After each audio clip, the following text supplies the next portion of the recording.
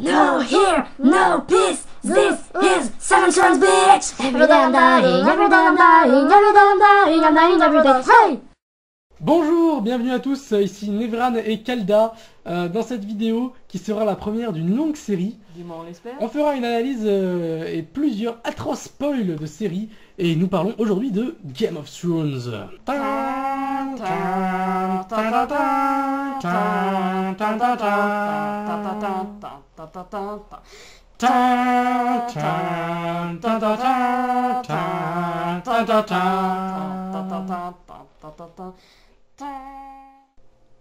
Cette vidéo contient moult violents spoils pas bruts ou revenus de cet enfer. Si vous n'avez pas vu la série, stoppez immédiatement cette vidéo. Nous ne pouvons être tenus responsables si de violents spoils vous mangent le pied. Si vous n'avez pas lu le bouquin, ne vous arrêtez pas sur les images subliminales. Comme nous savons que vous êtes des masochistes et que vous allez le faire quand même, nous avons pris nos précautions en mêlant infos vraies et fausses. Nous sommes machiavéliques. Donc Game of Thrones, série créée par David Benioff, Deep Weiss et George R.R. Martin, yeah, speak English. Une série que plein de gens trouvent méga cool et qui est tirée d'un roman où les personnages sont vachement plus jeunes. Ça c'était une précision importante parce que dans le roman par exemple, Daenerys quand elle se marie, elle a 13 ans. C'est vrai que c'est un peu jeune. Et on va parler maintenant de ce qui se passe avant la saison 1. Donc ça commence évidemment par une histoire de cul. Lyanna Stark est fiancée à Robert Baratheon, elle l'aime, il l'aime, tout va bien. Survient Rhaegar Targaryen, fils du roi, qui se prend de passion pour la jeunette précédemment évoquée et qui fait ce que tout le monde fait quand il tombe amoureux. Il enlève sa dulcinée et la parque dans un donjon sinistre. Le grand frère de Lyanna, Brandon, oublie tout à fait ses futures épouseries avec Catelyn Tully et fonce vers Port-Réal pour délivrer sa sœur. Évidemment, Aerys, le roi fou, le fait jeter dans une jolie idée sordide. Et puisque les Stark ne peuvent pas s'empêcher de courir se libérer les uns les autres sans réfléchir, survient alors le père qui demande un duel judiciaire. Sans plus s'emmerder, le roi bute père et fils dans des circonstances plus ou moins abjectes, et réclame alors les têtes du second frère de cette pauvre Lyanna, Eddard, et de son fiancé Baratheon, à Jon Arryn, chez qui il vit. Il refuse et lance la grosse rébellion contre Aerys II. À partir de là, en bref, les trois familles concernées lèvent le ban chez elles, puis s'ensuit une longue série de bagarres diverses. Pour rallier les Tully à leur cause, Eddard épouse Catelyn Tully à la place de son frère, et Jon Arryn, Lysa Tully, la sœur de la première. Le prince Rhaegar, cause de tout ce foutoir, décède pendant la bataille du Trident. Comme une mère en plus, je crois. Aerys envoie son épouse et sœur Rhaella avec son fils Viserys à l'abri sur Père Dragon. Les Lannister entrent en scène et mettent Port-Réal à sac. Jaime Lannister, membre de la garde du roi, le zigouille par derrière. Lyanna meurt dans des circonstances inconnues dans les bras de son frère, et Robert Baratheon monte sur le trône et prend son ancien tuteur Jon Arryn comme main du roi. Il épouse Cersei Lannister. La saison 1, donc on rencontre la famille Stark qui s'est agrandie depuis les événements de la rébellion évoqués précédemment.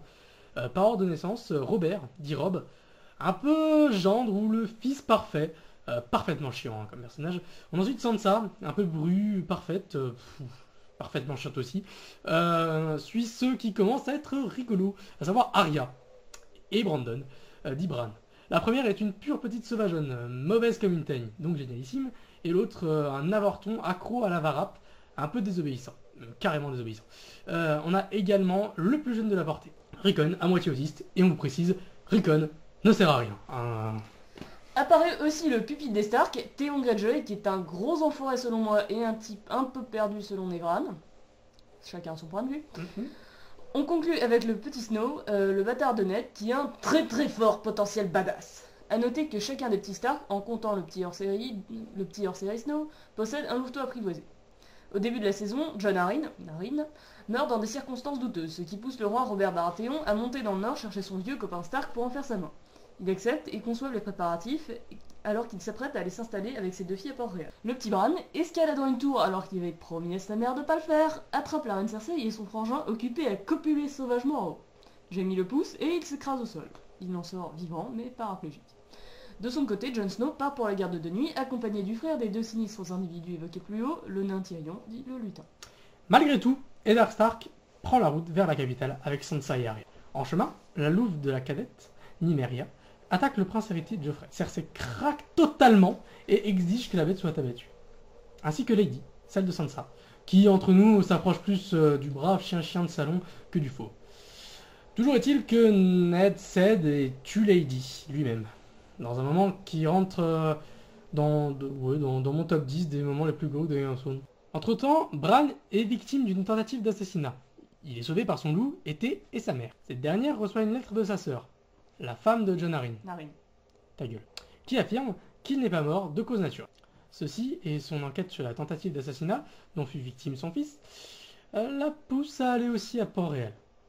Le grand argentier local, Petyr Baelish, dit Littlefinger, son ami d'enfance, lui apprend que la dame lui a appartenu, mais qu'il l'a cédée au lutin. Catelyn développe alors une puissante animosité pour le cas des Lannister. Ned découvre la présence de sa femme en ville, et il décide de continuer à enquêter sur cette affaire pendant que son épouse rentre à Winterfell. Détail important pour plus tard. Il découvre la petite épée d'Arya, offerte par Jon Snow, et attendri, décide de lui payer un maître d'armes, un fin spadassin nommé Stilio Forelli. De son côté au mur, Jon Snow fait pas mal d'ennemis parmi les autres recrues, pour la plupart des délinquants ayant eu le choix entre des parties plus ou moins catholiques de leur anatomie sectionnée ou le mur. Il finit par prendre sous son aile un type encore moins bien parti qu'eux, Samwell Tarly. Benjen Stark, son oncle et le cadet de Ned, part en patrouille, en le laissant seul au monde. Il prête serment peu de temps après. Pendant qu'Eddard se démène comme il peut avec les livres de contes de la couronne qui sont au plus mal, il enquête également sur la mort de Jon Arryn. Il découvre que son ancien tuteur a consulté la veille de sa mort un ouvrage traitant de la généalogie des familles de Westeros. Chemin faisant, Catelyn coince Tyrion dans une auberge pendant qu'il redescend vers le sud et qu'elle remonte vers le nord. Elle l'emmène dans le domaine de sa sœur, les Eyriers, pour le juger et le faire exécuter. On rencontre à cette occasion Lysa Arryn et son fils, toujours au sein malgré ses 8 ans. À partir de là, on a de cesse de définir lequel des deux est le plus taré. Ouais, lequel des familles est le plus taré, c'est la grosse question qu'on se pose dans Game of Thrones généralement. Le jugement se fait par duel judiciaire, le champion du lutin étant Bronn, un mercenaire. Il remporte le combat et Tyrion à la vie sauve.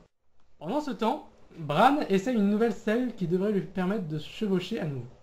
Il est accompagné de Robb et Théon, mais ils sont attaqués par des sauvageons qui ont passé le mur on ne sait comment. Les sauvageons sont tués, mais l'une d'entre eux, Osha, est faite prisonnière. Comme ça commence à chauffer, qu'un vassal des Lannister met à sac une région du Nord, que les tensions sont chaque jour plus fortes et qu'il soupçonne Joffrey d'être un bâtard en raison de sa couleur de cheveux, Eddard décide d'envoyer ses filles à l'abri à Winterfell et informe Cersei qu'il sait que ses enfants sont issus de ses relations pas très claires avec Jaime. C'est alors que le roi revient mortellement blessé d'une chasse au sanglier et le désigne comme son régent en attendant que son héritier soit en âge de gouverner. Mais hélas, sitôt Robert mort, Cersei fait massacrer les soldats Stark, emprisonne Eddard, cloître Sansa dans sa chambre et tente d'en faire de même pour Arya, qui s'échappe miraculeusement. Couverte par Stilio Forelli, qui vient parti pour un glorieux sacrifice. Même si on ne sait pas en définitive ce qu'il advint de lui. Ensuite, tout va très vite. Ned se fait raccourcir par Joffrey, le nouveau roi, dit le connard. Robb part en guerre pour venger son père, et tout le monde le suit parce que c'est le King of the North. Et après la première bataille, il capture Jaime Lannister. Pendant ce temps, de l'autre côté de la mer, Daenerys, fille du roi fou né après sa mort, est vendue par son frère Viserys à Khal Drogo, le chef d'un très gros clan d'Othrak, en échange de ses hommes pour reconquérir Westeros. En cadeau, elle reçoit des œufs de dragon. Daenerys devient Khaleesi, tombe enceinte, parenthèse bouffe un cœur de cheval, sauve une prêtresse de la mort, Viserys décède violemment après que Drogo, king de la coiffure, lui ait raté sa permanente. Drogo meurt comme une merde, Daenerys perd son gosse et décide de se faire cramer avec ses œufs de dragon et sa prêtresse précédemment évoquée sur le bûcher de son ancien mari. What the fuck? Et au matin, pouf de dragon! C'est la magie. Sans transition, saison 2. Tyrion Lannister remplace la main du roi à la cour sur commande de son père, qui est la main du roi. Il a dans l'idée de foutre le bordel chez ses ennemis, mais pour le moment, il se contente de soutenir Sansa et de la protéger du roi. Il découvre aussi un bon stock de feux grégeois, planqués par Aerys II du temps de son règne, et le garde sous le coude pour la bataille de la Nera. Stannis Baratheon, frère du précédent roi, remonte la Nera avec ses bateaux. Tyrion va y bouter le feu avec son feu grégeois, mais malgré la victoire, il est défiguré et blessé dans la bataille. Theon Greyjoy trahit Robb Stark en ralliant son père Balon Greyjoy, qui veut prendre la place du roi. Malgré les ordres qu'il a reçus, il décide de prendre Winterfell, qui est commandé, je le rappelle, par un gosse de 8 ans tétraplégique. Ce dernier réussit à s'enfuir avec l'aide d'Osha. Pour ne pas perdre la face, puisqu'il a quand même réussi à laisser filer un handicapé moteur et son petit frère de 4 ans, quand même, champion, il fait cramer 2 pauvres gosses trouvés dans la cambrousse. Robb Stark, lui, est toujours en campagne pour renverser le roi et cherche toujours à récupérer ses sœurs sans savoir qu'Arya a quitté Port-Réal. Il rencontre Talisa Maegir, qui l'épousera par l'amour. C'est chiant de dire ça, Maegir. Il cherche aussi à avoir le plus d'alliés possible, mais c'est malheureusement un échec critique, vu qu'il n'a pas tenu ses promesses envers Walder Frey en épousant la première morue passée au lieu d'une de ses petites filles. Mélisandre d'Achai, prêtresse rouge, convainc Stannis Baratheon que la couronne des 7 royaumes lui est destinée. Il le pensait déjà avant, j'ai envie de dire, mais les gens sont toujours plus motivés quand il y a un soi-disant dieu qui les soutient. Ils engendrent à deux un monstre d'ombre qui va tuer Renly Baratheon, qui prétend lui aussi au trône de fer. Catelyn Stark apprend la soi-disant mort de ses fils, et conjuguée à l'absence de ses filles, lui fait un peu craquer.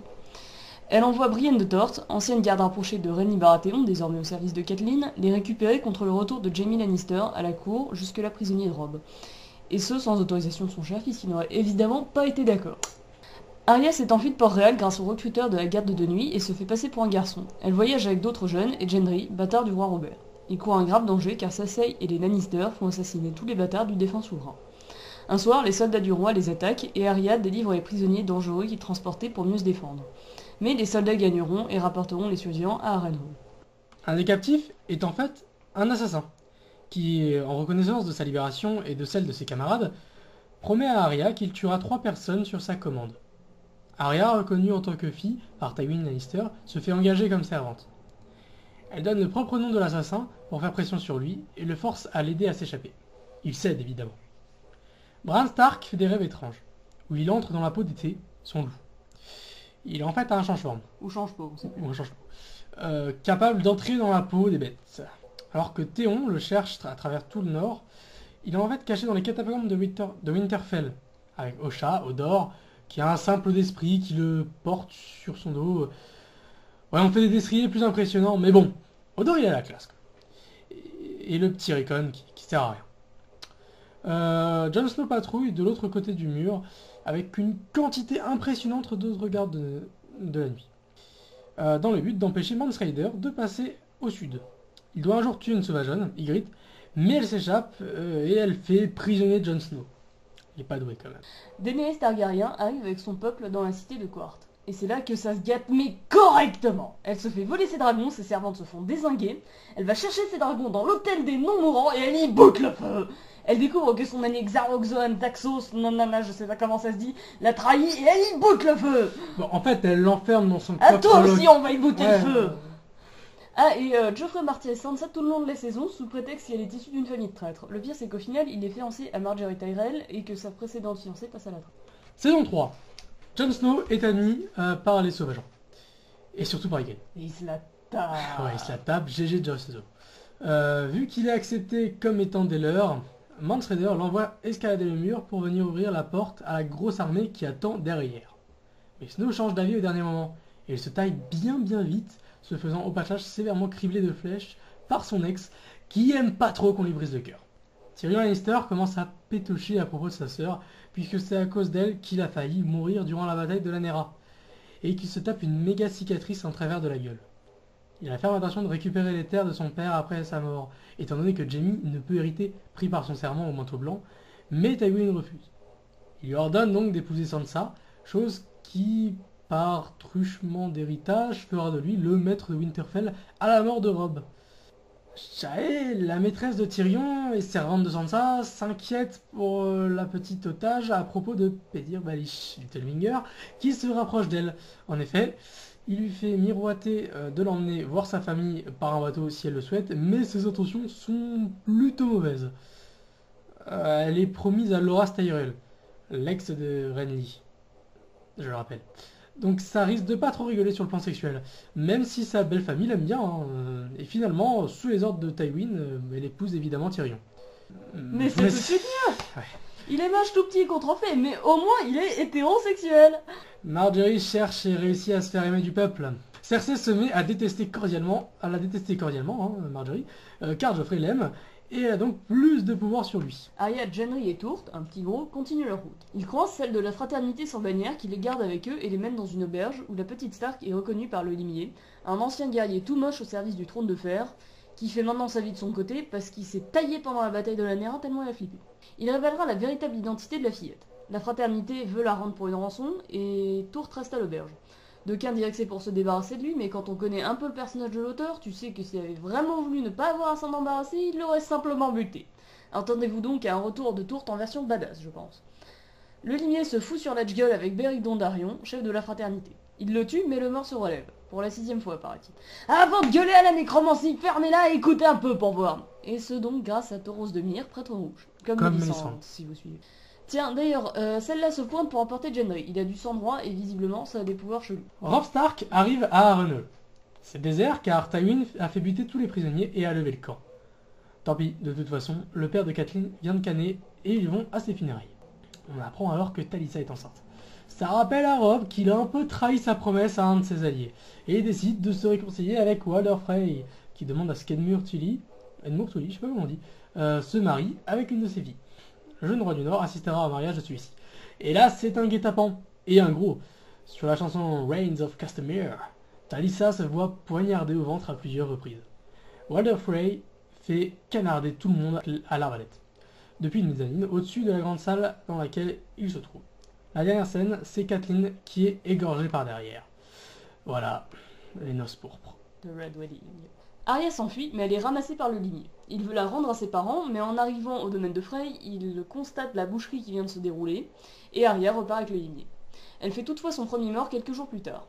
Alors qu'il passe près de 2 ou 3 soldats de Frey, dont un qui parle de la manière dont ils ont profané le corps de Robb en greffant la tête de son loup à son corps. Donc la gosse a les fils qui se touchent, elle chope le couteau du limier et elle va lui dézinguer sa mère mais sans regret. Le chevalier Oignon, un général de Stannis, rentre à Pendragon, le fief de Stannis, et supplie son maître d'écarter Mélisandre de ses projets. Il le regarde à peu près 8 secondes, comme ça, et puis il le colle au château sans remords. Il fait évader Gendry, lui aussi présent, ramené par la prêtresse rouge. Daenerys arrive à Astrapor pour acheter des immaculés, esclaves et guerriers d'élite. Elle va échanger un de ses dragons contre des troupes, mais fait un spectaculaire revirement. Elle ordonne à Drogon, son petit dragon, d'attaquer le marchand et fait mettre la ville à sac par ses nouveaux guerriers, qu'elle libérera après. Ils lui resteront cependant fidèles et liés à la mort. Elle récupère aussi Barristan Selmy, un des anciens manteaux blancs, et attaque Yunkai, qu'elle prend par la ruse à l'aide d'un mercenaire amoureux d'elle, Daario Naharis. Ici aussi, elle libère tous les esclaves qui se mettent à l'appeler mère. Bran Stark poursuit sa goguette avec Hodor, Osha et son petit frère Rickon. Il rencontre Jojen Reed, qui voyage avec sa sœur Mira à la recherche de Bran. On ne sait pas pourquoi. En tout cas, il le cherche. Il ne se passe pas grand-chose, sinon que Bran se révèle un change-peau assez puissant pour prendre possession du corps de Hodor. Tout va bien. Theon Greyjoy a été livré à Ramsay Snow, un bon gros taré qui veut venger les Stark. Il développe d'incroyables raffinements de torture psychologique et physique pour tourmenter l'affreux personnage et fait notamment du sauciflard avec sa virilité. Brienne et Jaime poursuivent leur route en commençant à développer ce que je qualifierais d'amour vache. Ils sont capturés par un allié des Stark et destinés à être livrés à Robb. Jaime se verra déposer de sa main droite dans l'aventure, adieu branlette et combat à l'épée. Mais ils pourront s'échapper. Brienne manque d'être livrée à un ours, mais Jaime la sauve. Sans main. Sans main, oui. Ils finiront enfin par atteindre Port-Réal à la fin de la saison. La garde de nuit aussi rentre au bercail, mais ils finissent par craquer littéralement leur slip, et en passant à la cabane de Cruster, ils vont tout péter, y compris leur propre Jep, Cruster, et des tonnes d'autres... Tout le monde. Globalement tout le monde. Voilà. Sam en profite pour filer avec Vert, qui est une des filles de Cruster, et avec le fils de Vert.